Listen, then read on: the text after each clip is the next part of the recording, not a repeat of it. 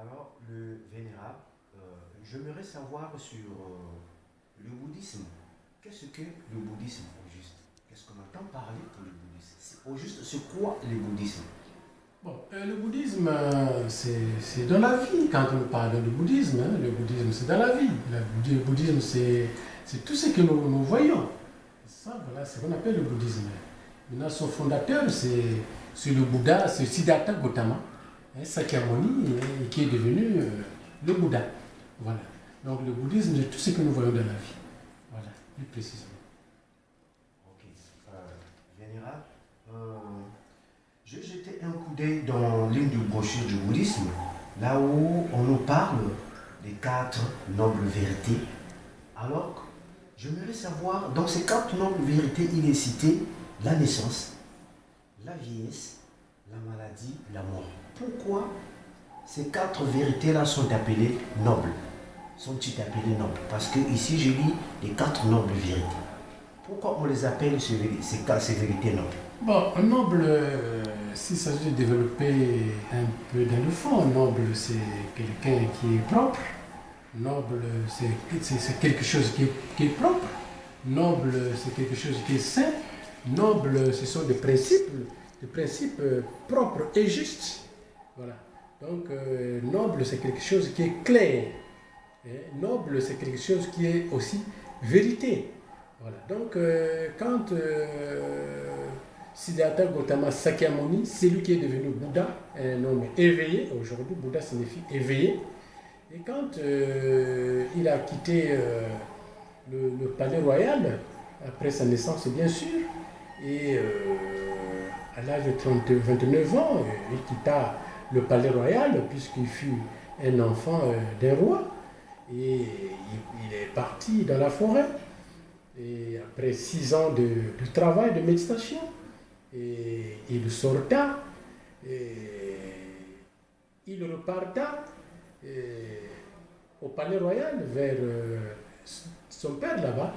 Et après quelques semaines, il sortait du palais royal, il est parti dans un terrain qu'on appelait le terrain de Gazelle. Et c'est là où il était parti avant son enseignement, avant qu'il commence l'enseignement. Il était parti maintenant expliquer les quatre nobles vérités. C'était le début de son enseignement.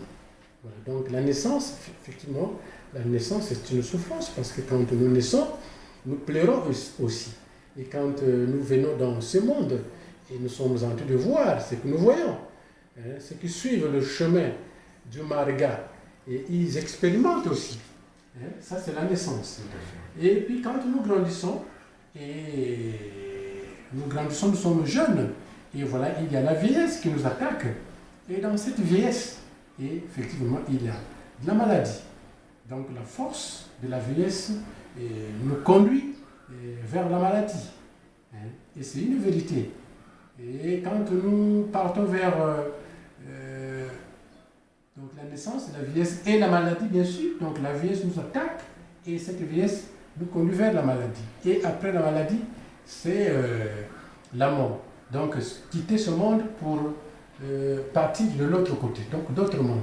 Voilà, donc on appelle ça les quatre nobles vérités, des vérités nobles, claires et véridiques. Ça signifie ça. Merci beaucoup, Vénérable. Tout à l'heure, là, pendant votre exposé, j'ai retenu quelque chose que vous avez souligné ici tout à l'heure en disant que Bouddha signifie être éveillé. Alors que je voulais un peu éclaircir la conscience de nos téléspectateurs, réellement si vous pouvez encore revenir sur cette question, que je repose encore cette question. Finalement, donc, Bouddha veut tout simplement être éveillé. Ce n'est pas le nom d'une personne, si je comprends. Non, le Bouddha, ce n'est pas un nom d'une personne, parce que lui-même, quand il est né, dans la forêt de Lumbini, il a fait 7 pas. Et quand il fait 7 pas, l'enfant né, il marche 7 pas. Il a regardé du sud, nord, est, ouest. Il dit, c'est ma dernière naissance et je ne renaîtrai plus. Et après, quand il parta à la maison, bien sûr, et il grandissa, et voilà, comme je venais de dire, il a commencé à enseigner. Et donc, quand il sort de la forêt, bien sûr, il va de la forêt, il était Siddhartha Gautama Sakyamuni, comme sobriquet. Et quand il sort de la forêt, il était déjà Bouddha. Bouddha signifie un homme éveillé. Mais le mot Bouddha, il a beaucoup de significations. Donc, éveillé, l'omniscient, quelqu'un qui connaît et tout et tout. Donc, Bouddha, ce n'est pas son nom, mais c'est un nom qu'on lui a donné avec l'état qu'il a réussi, qu'il a atteint. Donc, tout le monde peut devenir Bouddha. Ce n'est pas seulement lui qui est devenu Bouddha parce qu'il a expliqué ça lui-même. Bouddha signifie éveil, s'éveiller, la lumière. Quand nous dormons, on se réveille. Mais est-ce qu'on ne peut pas s'éveiller au lieu de se dormir et se réveiller? C'est une souffrance. Ça signifie ça. Et lui, il nous amène vers le réveil. Donc, une compréhension juste, bien voir les choses. Ça signifie ça.